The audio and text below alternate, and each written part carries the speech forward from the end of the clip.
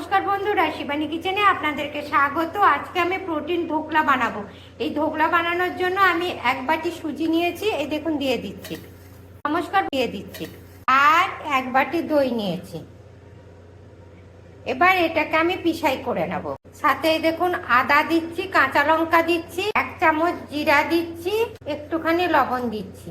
এবার চলুন এটাকে পিষাই। বন্ধুরা বাটি ধোয়া একটুখানি জল দিয়ে দিলাম। দেখুন বন্ধুরা, প্রোটিনযুক্ত ধোকলা বানানোর জন্য এই দেখুন পালং শাকটা সিদ্ধ করে নেব, আর এই দেখুন গাজরটা সিদ্ধ করে নেব প্রথমে। দেখুন বন্ধুরা পেস্ট হয়ে গেছে, এবার এটা এর মধ্যে ঢেলে নিচ্ছি। দেখুন বন্ধুরা, প্রোটিনযুক্ত ধোকলা বানানোর জন্য এই দেখুন পালং শাকটা সিদ্ধ করে নেব, আর এই দেখুন গাজরটা সিদ্ধ করে নেব প্রথমে। বন্ধুরা পালং শাকটা সিদ্ধ করতে বসিয়ে দিয়েছি, একটু লবণ দিয়ে দিলাম। আর এই যে গাজর সিদ্ধ করতে বসিয়ে দিয়েছি, একটু লবণ দিয়ে দিলাম। বন্ধুরা পালং শাকটা সিদ্ধ হয়ে গেছে, নামিয়ে নিচ্ছি। আর এই দেখুন গাজরটা সিদ্ধ হয়ে গেছে, নামিয়ে। বন্ধুরা পালং শাকটা সিদ্ধ হয়ে গেছে, এবার এটাকে আমি ঠান্ডা জলে দিয়ে দিচ্ছি। এবার এটাকে আমি তুলে নিচ্ছি। এই দেখুন এবার মিক্সিতে এটা পেস্ট করে নেবো। এই দেখুন বন্ধুরা সামান্য একটুখানি জল দিয়ে দিলাম, পালংটা পেস্ট করে নিয়েছি। এবার এই দেখুন গাজরটা পেস্ট করে নেবো। এই দেখুন মিক্সির মধ্যে গাজরটা দিয়ে দিলাম, একটুখানি সামান্য জল দিয়ে। এই দেখুন বন্ধুরা দই আর সুজি ফেটানো হয়ে গেছে। এবার এটা কিছুটা আমি গাজরের রসের মধ্যে ঢালছি, কিছুটা এই দেখুন পালং শাকের রসের মধ্যে ঢেলে দিলাম। এটাকে ভালো করে মাখিয়ে নেব। এই দেখুন এটা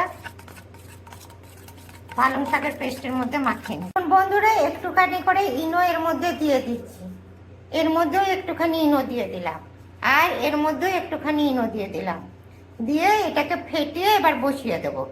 বন্ধুরা প্রথমে একটুখানি ঘি এর মধ্যে মিশিয়ে মাখিয়ে দিচ্ছি বাটিটাতে। প্রথমে গাজরের পেস্ট দিয়ে দিলাম। এই দেখুন, দেখুন বন্ধুরা বসিয়ে দিলাম। দেখুন বন্ধুরা ঢাকা দিয়ে দিচ্ছি। এই দেখুন বন্ধুরা কিছুটা হয়ে এসছে। এবার এই এমনি সুজির ব্যাটারটা এর মধ্যে দিয়ে দিচ্ছি। দেখুন এই দেখেছেন, দিয়ে এটা এবার আমি ঢাকা দিয়ে দিচ্ছি। দেখুন বন্ধুরা কি সুন্দর হয়ে গেছে।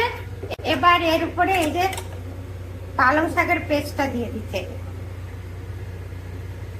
ঠিক আছে, এই দেখুন বন্ধুরা কি সুন্দর ধোকলাটা হয়ে গেছে। এই দিয়ে প্রথমটা এটা একটু সাইড গুলো কেটে, এই দেখুন এটা দিলাম, দিয়ে এই দেখুন,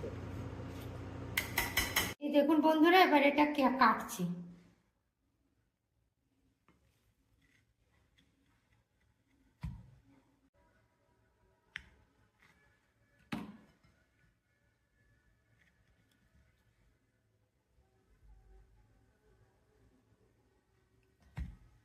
এই দেখুন বন্ধুরা কি সুন্দর হয়েছে, দেখেছেন 3 রকমের।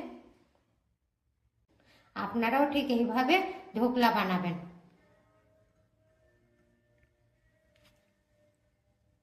এবার এটাকে এরকম পিস পিস করে কেটে নিচ্ছি।